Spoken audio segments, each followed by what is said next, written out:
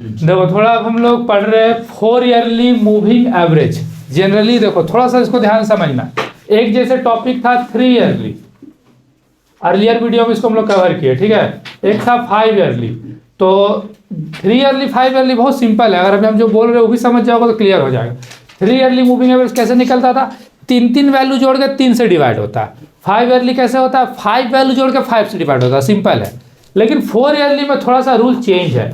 अब क्वेश्चन ये उठता है कि 4 ईयरली में चेंज क्यों है, आखिरकार 4 ईयरली में रूल चेंज क्यों हो रहा है। यही चीज देखना 3 ईयरली में तुम लोग हम किए थे तो 2 ही कॉलम बनाए, एक 3 ईयरली टोटल के 3 से डिवाइड के बन गया था। लेकिन यहाँ देखो 3 कॉलम बना एक्स्ट्रा।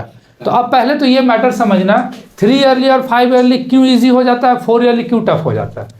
तो जैसे सपोज करो हम एज्यूम करते हैं, मान लो मेरे पास ईयर है, we have 2002, 2003, 2004, total number of year 3।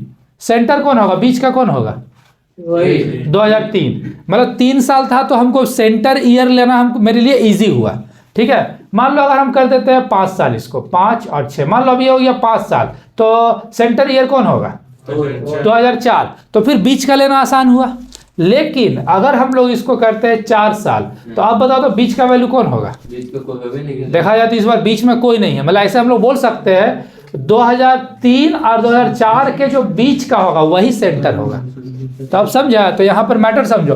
3 year में 3 साल रहेगा तो बीच का लेना आसान पड़ता है, 5 साल रहेगा तो बीच का लेना आसान पड़ता है, 4 में बीच का लेना आसान नहीं होता है। तो बस इसलिए इसका जो नंबर ऑफ कॉलम है ये पूरा क्या हो जाता है, थोड़ा चेंज हो जाता है, क्योंकि यहाँ पर हमको 2 ईयर के बीच का वैल्यू चाहिए, जो 2 ईयर उसके बीच का, इसीलिए इसका कैलकुलेशन में थोड़ा डिफरेंट होगा। तो तुम लोगों को थोड़ा अच्छे से समझना होगा। अब इसके that means in case of odd number है तो उसका ईयरली निकालना आसान होता है, मतलब विषम संख्या 3, 5, इसका ईयरली निकालना आसान होता है। बट 4 ईयरली क्या है, एक तरह से सम संख्या, इवन नंबर, तो इसमें बीच का लेना थोड़ा मुश्किल होता है। इसलिए हम लोग को 2 ईयर के सेंटर में लेना होगा। तो अब सेंटर में कैसे लेंगे, देखो इसका सेंटर लेंगे, यहाँ सेंटर होगा ये 2 ईयर के बीच में,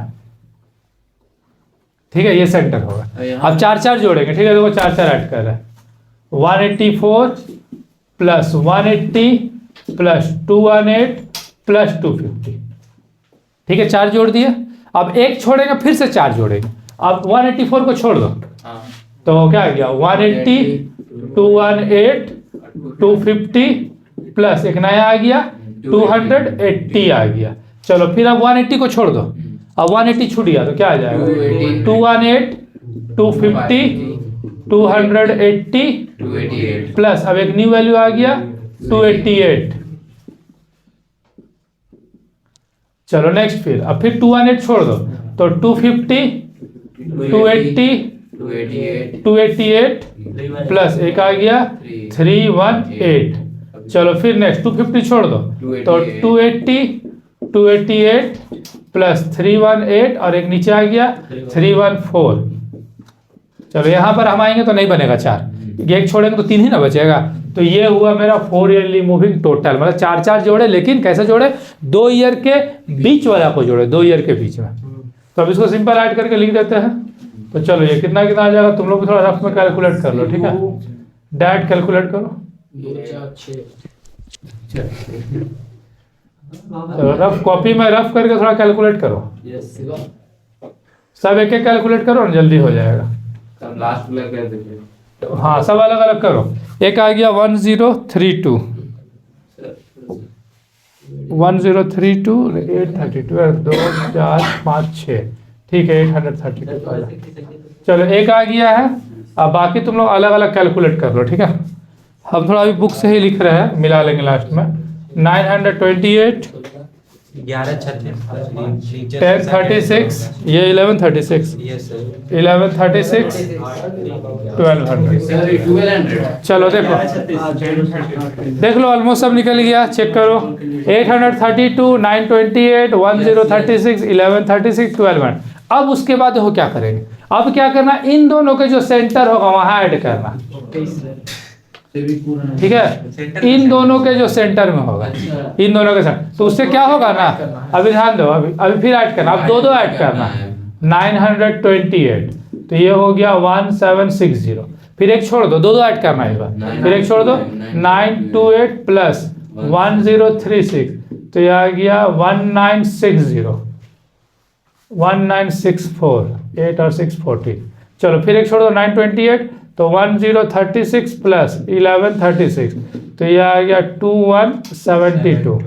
चलो फिर एक छोड़ दो, तो 1136 प्लस 1200, तो ये हो गया 2336। ये समझा ना कैसे निकाले ये दोनों के सब। अब इससे देखो फायदा क्या हुआ, हमको मिल गया, मेरा ईयरली मिल गया। देखो देखो 2003 का पहला वैल्यू निकला ये, 4 का निकला ये निकला 5 का, और ये निकला 6 का।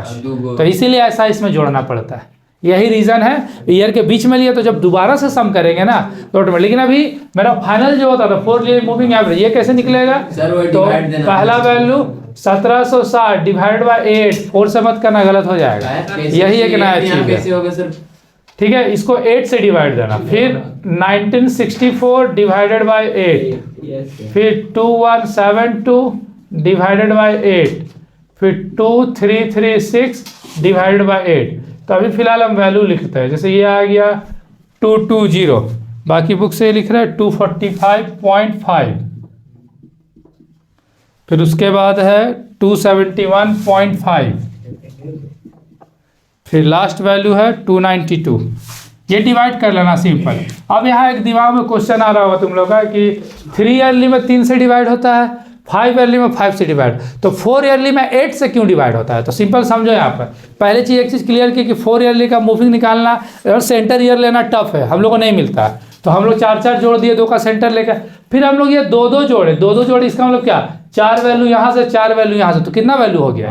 8 वैल्यू, इसलिए 8 से डिवाइड होता है, ठीक है। तो 8 से डिवाइड, ये एग्जाम में तुम लोग दिखाना मत यार, डायरेक्ट लिख देना। एग्जाम में इतना ही आया है, एग्जाम में 5 मार्क्स से काफी बारी क्वेश्चन। तो 8 से डिवाइड क्यों करना? सिंपल याद रख लो, बिकॉज 4 जो है वो इवन नंबर का ईयरली निकालना मुश्किल होता है। तो जब भी डिवाइड करना उसका डबल से, 4 ईयरली तो कितना डिवाइड होगा वो? 8 से। अगर क्वेश्चन में 6 ईयरली बोलता है तो 12 से, लेकिन 6 ईयरली तुम लोग को नहीं पढ़ना, तुम लोग को पढ़ना है 3, 4, 5, यही 3 पढ़ने के लिए होता है। 6 ईयरली होता है, 7 ईयरली भी होता है। हाँ 7 ईयरली में 7 वैल्यू ऐड किया जाता है, लेकिन वो तुम लोग कोर्स में फिलहाल नहीं है। तो ये समझा 8 से क्यों डिवाइड किए? क्योंकि जब हम ये दोनों को जोड़े तो मेरा 8 का वैल्यू हो गया, इसलिए 8 से डिवाइड करके निकाला जाता है। अब मान लो इसमें अगर ग्राफ बनाना होता है, यहाँ तो ग्राफ बनाने नहीं बोला है, लेकिन अगर ग्राफ बनाना होता तो ये वाला का ये दिखा देते क्वेश्चन वाला, और उसके बाद ये 4 वैल्यू को दिखा दे जो ईयर का निकला, 3 में, 4 में, 5 में, 6 में, फिर डॉटेड लाइन से मिला देते, कोई झंझट नहीं है। हाँ उसमें डायरेक्ट हो जाता है। लेकिन एग्जाम में 4 ईयरली आता है ना, तो ग्राफ नहीं बोलता है, बस ये टेबल बनाने बोलता है। स्टॉप कर दो। चलो अब और